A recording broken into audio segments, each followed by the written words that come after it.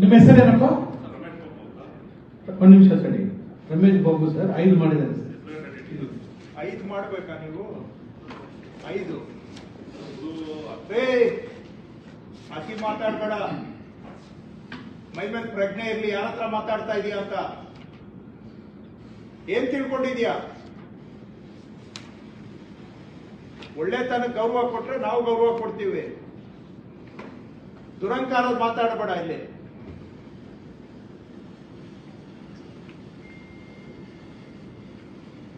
ನಿಮ್ಗೆ ಯಾರು ಏನು ಮಾಡಕ್ ಆಗಲ್ಲ ಅಂತ ತಿಳ್ಕೊಂಡಿದ್ದೀರಾ?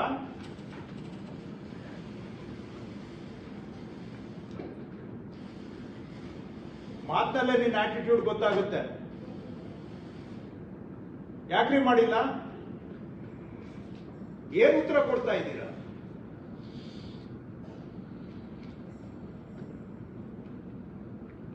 ಐದ ಮಾಡೋದು?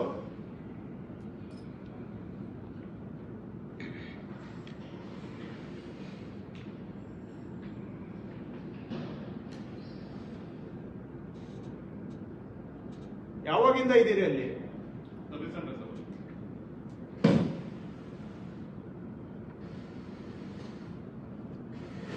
ಸೆಟ್ ಅಂದ್ರೆ ಯಾವಾಗಿಂದ ರೀ? ಮೊನ್ನೆ ಟ್ರಾನ್ಸ್ಫರ್ ಹೋದ್ರು. ಎಲ್ಲಿಂದ ಹೋದ್ರಿ? ಯಲಹಂಕದಿಂದ. ಇಲ್ಲೆಲ್ಲಿಂದ ಹೋಗ್ತೀವಿ? ಅದೇ ಇಲ್ಲೇ ರ್ಯಾಕೆಟ್ ಇರೋದು ಸಿಂಡಿಕೇಟ್.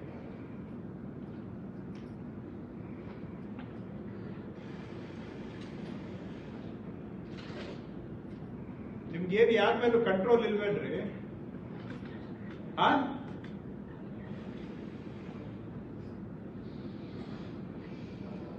ಇನ್ನೊಬ್ಬರು ಬಂದಿಲ್ಲಲ್ಲ? ಟೋಟಲ್ 10 ಇರಬೇಕು ನಿಮ್ಮ ಇವರು ಅಲ್ವಾ?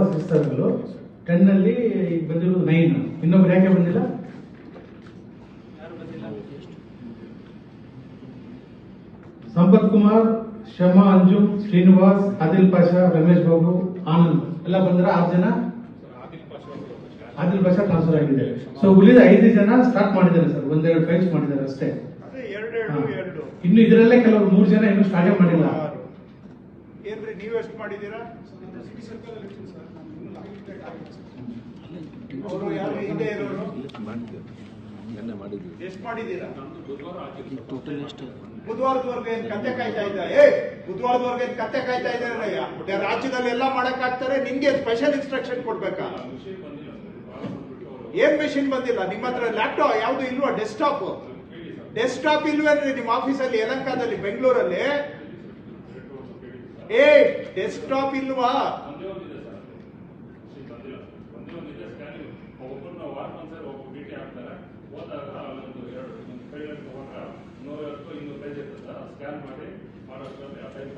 ಇವರಿಗೆ ಡೆಸ್ಕ್ಟಾಪ್ ಯೋಗ್ಯತೆ ಇಲ್ವಾ ಬೆಂಗಳೂರಲ್ಲಿ?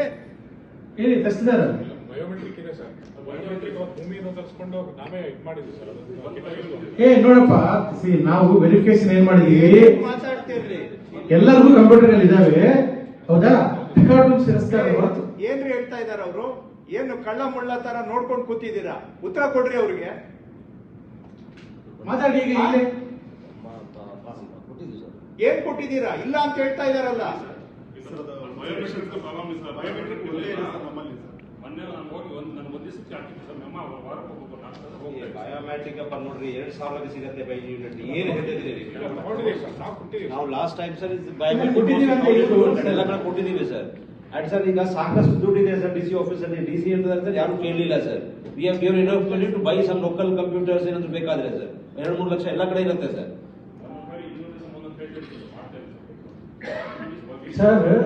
ಸರಿ ಸರ್. ಕಚೇರಿಗಳಲ್ಲಿ ಬೆಂಗಳೂರಿನಲ್ಲಿ ಯಾರು ಕೂಡೋದಿಲ್ಲ. ಬೆಂಗಳೂರು ಗ್ರಾಮಾಂತರ ಎರಡೂ ಕೂಡ ಎಲ್ಲ ಎಲ್ಲಿರ್ತೀರಾ ಅನ್ನೋದು ಗೊತ್ತಿಲ್ಲ. ತಾಲೂಕು ಆಫೀಸ್ ಬಿಟ್ಟು ಬೇರೆ ಎಲ್ಲಿ ಆಫೀಸುಗಳಿದೆ ನಿಮ್ಗೆ ಗೊತ್ತಿಲ್ಲ. ಮಾತಿರ್ತಿದ್ರೆ ಸುಮ್ನೆ ಕೋರ್ಟ್ ಅಂತ ಹೇಳೋದು. ಕೋರ್ಟ್ ಅಲ್ಲಿ ನೋಡಿದ್ರೆ ಅಲ್ಲಿ ಹೋಗೋದು ಯಾರೋ ಒಬ್ಬ RI ಹೋಗಿರ್ತಾರೆ, ಇಲ್ಲ BA ಹೋಗಿರ್ತಾರೆ. ಪ್ರಿನ್ಸಿಪಲ್ ಸೆಕ್ರೆಟರಿ ಅಂತೂ ಕಂಪಲ್ಸರಿ. ಪ್ರಿನ್ಸಿಪಲ್ ಸೆಕ್ರೆಟರಿ ಎಲ್ಲಾ ಕೇಸಲ್ಲಿ ಇರ್ತಾರೆ ಕಟಕಟೆಯಲ್ಲಿ. ಇಲ್ಲಿ ಅವ್ರಿಗೆ ಅಸಿಸ್ಟ್ ಮಾಡ್ಲಿಕ್ಕೆ RI BA ಇದ್ರೆ ಹೆಚ್ಚು.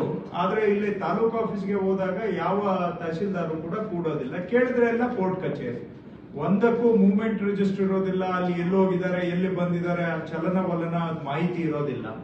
ಸೊ ಈ ವ್ಯವಸ್ಥೆ ನೋಡಿದ್ದೇವೆ. ಸೊ ಇಲ್ಲಿವರೆಗೂ ಟಾಲರೇಟ್ ಮಾಡಿದ್ದೇವೆ. ಈಗ ಟಾಲರೇಷನ್ ಲಿಮಿಟ್ ದಾಟಿದೆ. ಸೊ ಈಗ ಇದು ಸರಿ ಹೋಗ್ಬೇಕು. ಸರಿ ಹೋಗ್ಲಿಲ್ಲ ಅಂತ ಹೇಳಿದ್ರೆ ಅದಕ್ಕೆ ಪರಿಣಾಮ ಆಗ್ಬೇಕು. ಎರಡೂ ಹುದ್ದೆ ನಾನು ಅದಕ್ಕೆ ಸೆಕ್ರೆಟರಿ ಅವ್ರಿಗೂ ರಿಕ್ವೆಸ್ಟ್ ಮಾಡಿದ್ದೇನೆ, ಕಮಿಷನರ್ DC ಅವ್ರಿಗೂ ರಿಕ್ವೆಸ್ಟ್ ಮಾಡಿದ್ದೇನೆ. ಈ ಎರಡೂ ವಿಷಯದಲ್ಲಿ ಹೇಗೆ ನಾವು ಸುಧಾರಣೆ ತರಬೇಕು, ಸುಧಾರಣೆ ತರಲಿಲ್ಲ ಅಂದ್ರೆ ಅದಕ್ಕೆ ನೆಕ್ಸ್ಟ್ ಏನಾಗಬೇಕು, ಇಷ್ಟೇ ಇವತ್ತು ಚರ್ಚೆಯ ವಿಷಯಗಳು. ಸೊ ಇಷ್ಟು ಮಾತ್ರ ನಾನು ಪ್ರಾಸ್ತಾವಿಕವಾಗಿ ಹೇಳ್ತೇನೆ. ಇನ್ನು ಹೆಚ್ಚು ಮಾತಾಡಿದಷ್ಟು ಕೂಡ ನಾನು ಹೇಳಿದ ವಿಷಯಗಳು ಡೈಲ್ಯೂಟ್ ಆಗುತ್ತೆ. ಡೈಲ್ಯೂಟ್ ಮಾಡ್ಲಿಕ್ಕೆ ನನಗೆ ಇಷ್ಟ ಇಲ್ಲ. ಸೊ ನೀವು ಎಲ್ಲರಿಗೂ ಕೆಲವರು ಒಳ್ಳೆಯವರು ಇದ್ದೀರಾ, ಬಟ್ ಇನ್ ಕೆಲವರು ಎಲ್ಲರಿಗೂ ಮೀರಿದವರು ಇದ್ದೀರಾ. ಎಲ್ಲರಿಗೂ ಮೀರಿದವ್ರಿಗೆ ಭೂಮಿಗೆ ಇಳಿಸೋದು ನಮ್ಗೆ ಗೊತ್ತಿದೆ, ಒಳ್ಳೆಯವರಿಗೆ ಅಪ್ರಿಶಿಯೇಟ್ ಮಾಡೋದು ನಮ್ಗೆ ಗೊತ್ತಿದೆ.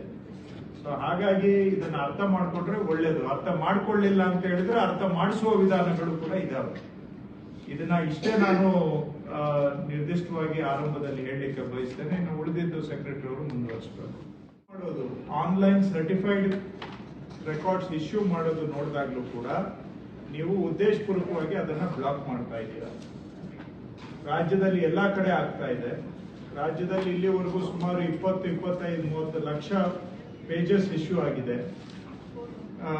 ನಾನು 21 ಲಕ್ಷ ಇಶ್ಯೂ ಆದಾಗ ನೋಡಿದೆ. ರಾಜ್ಯದಲ್ಲಿ 21 ಲಕ್ಷ ರೆಕಾರ್ಡ್ಸ್ ಇಶ್ಯೂ ಆಗಿದ್ರೆ ಬ್ಯಾಂಗ್ಳೂರಲ್ಲಿ 27 ಪೇಜ್ ಇಶ್ಯೂ ಆಗಿದೆ. ರಾಜ್ಯದಲ್ಲಿ 21 ಲಕ್ಷ ಆಗಿದ್ರೆ ಬೆಂಗಳೂರು ನಗರದಲ್ಲಿ 27 ಪೇಜ್ ಆಗಿದೆ. ಪ್ರಪಂಚಕ್ಕೆ IT ಕ್ಯಾಪಿಟಲ್ ನಲ್ಲಿ ಇಲ್ಲಿ ನೀವು ಆನ್ಲೈನ್ ಅಲ್ಲಿ ಇಶ್ಯೂ ಮಾಡೋದಕ್ಕೆ ಆಗೋದಿಲ್ಲ ಅಂತ ಹೇಳಿದ್ರೆ ಇದು ಉದ್ದೇಶಪೂರ್ವಕವಾಗಿ ನೀವು ಮಾಡ್ತಾ ಇರ್ತಕ್ಕಂತಹ ಕೆಲಸ. ಇದನ್ನ ಬೇರೆ ಯಾವುದೇ ರೂಪದಲ್ಲಿ ಹೇಳಲಿಕ್ಕೆ ಸಾಧ್ಯ ಇಲ್ಲ. ಸೊ ಇದ್ದಾರೆ ಯಾರಿಗ್ರಿ ಹೇಳ್ತಾ ಇದ್ದೀರಿ, ಅವ್ರಿಗೆ ಹೇಳ್ರಿ. ನಿಮ್ಗೆ ಪ್ರಜ್ಞೆ ಇಲ್ಲ, ಏನ್ ನಡೀತಾ ಇದೆ ನಮ್ಮ ಆಫೀಸಲ್ಲಿ ಅಂತ. ಬಯೋಮೆಟ್ರಿಕ್ ಒಂದರಲ್ಲಿ ಏನ್ ಮಾಡಕ್ಕಾಗುತ್ತೆ? ಎಷ್ಟು ಜನ ಬೇಕಿದೆ? ಡೈಲಿ ಒಬ್ರಿಗೆ ಆಗ್ತಿದೆ. ಡೈಲಿ ಒಬ್ರಿಗೆ ಮಾತಾಡ್ಕೊಳಕ್ಕೆ ಏನ್ ರೋಗ ನಿಮ್ಗೆ? ರೇ ರೋಗ ಏನ್ರಿ ಮಾತಾಡ್ಕೊಳಕ್ಕೆ? ಯಾವ ಕಾಯಿಲೆ ಬಂದಿದೆ ರೀ ನಿಮ್ಗೆ? ನಿಮ್ಗೆ ಕಾಯಿಲೆ ಇದೆಯಾ, ಅವ್ರಿಗೆ ಕಾಯಿಲೆ ಇದೆಯಾ?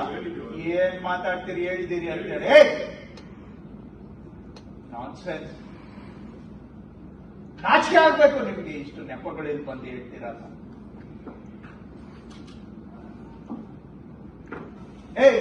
ಏನ್ರಿ ಹೇಳ್ತಾ ಇದ್ದಾರೆ ಹೇಳ್ರಿ, ಉತ್ತರ ಕೊಡ್ರಿ ಅವರಿಗೆ. ಬಯೋಮೆಟ್ರಿಕ್ ಇದೆ ಸರ್. ಒಂದ್ ಬಯೋಮೆಟ್ರಿಕ್ ಎಲ್ಲಿಗ್ರಿ ಸಾಲುತ್ತೆ ಅಂತ ಅವ್ರು ಹೇಳ್ತಾ ಇದಾರಲ್ಲ. ಕೈಗೆ ಒಬ್ಬರು ಹಾಕಿದ್ರೆ ಮಾಡಕ್ ಆಗೋದಿಲ್ಲ. 3-4 ಸಿಸ್ಟಮ್ ಇಟ್ಟು 4 ಬಯೋಮೆಟ್ರಿಕ್ ಕೊಡಿ ಬಂದ್ ಮಾಡ್ಬೇಕು. ಇವ್ರದೇ ಉದ್ದೇಶ ಆಗ್ಬಾರ್ದು ಅಂತ ಹೇಳಿ. ರೈಲ್ ಕೊಟ್ರೆ ನಾವು ಇದನ್ನ ಮಾಡ್ಬಾರ್ದು. ರೈಲ್ ಕೊಟ್ರೆ ಕುತ್ಕೊಂಡು ಹೋಗ್ಬೇಕು ಕಂಟಿನ್ಯೂಸ್ ಮಾಡ್ತೀವಿ. ಯಾರಿಗೆ ರೆಕಾರ್ಡ್ ರೂಮ್ ಕೀಪರ್ ಅಲ್ಲಿ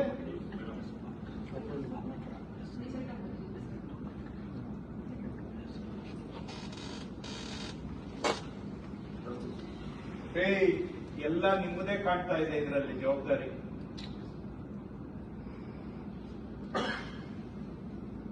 ಏನ್ ಗತಿ ಕಾಣಿಸ್ಬೇಕಾ ನಿಮ್ಗೆ?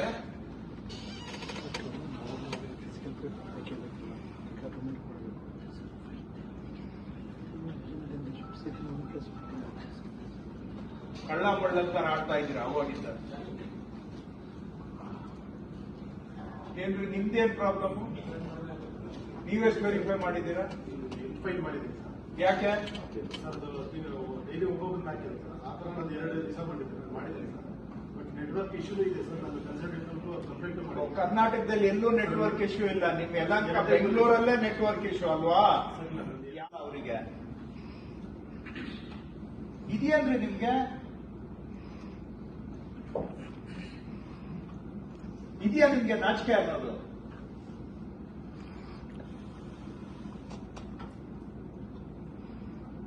ಎಲ್ಲ ಬಿಟ್ಟು ಬಂದು